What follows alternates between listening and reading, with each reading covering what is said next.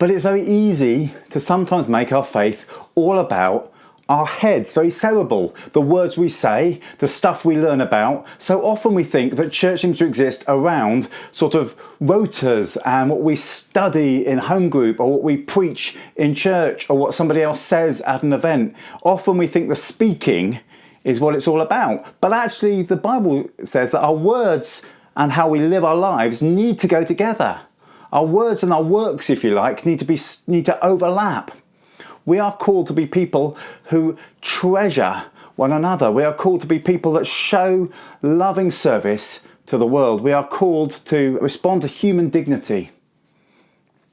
There's a great bit in the Bible, in Matthew 25, where Jesus is there as the king, and he says to people, when I was hungry, you fed me. When I was thirsty, you gave me something to drink. When I was cold, you gave me shelter. When I was cold, you gave me clothes to wear. You visited me in prison. And the people said, well, when did we do this, Jesus? And Jesus said, when you did this to the least of these, you did it to me. We are called not just to talk a good game, not just to have all our ideas neatly lined up like theological statements. We are called to embody our faith. We are called to live it out, making a difference to real people in real life right now. Christianity is not a hypothetical idea, but a reality lived out.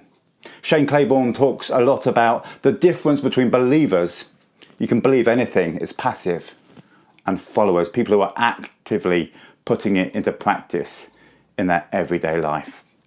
We are called to be people that roll up our sleeves and make a difference to one another, to feed the hungry, to look after widows and orphans, it says, to give generously, to share our possessions, to live it out, not just fill our heads, but to live out our lives, making a difference to real people, showing real people what God is like by the way we live each day.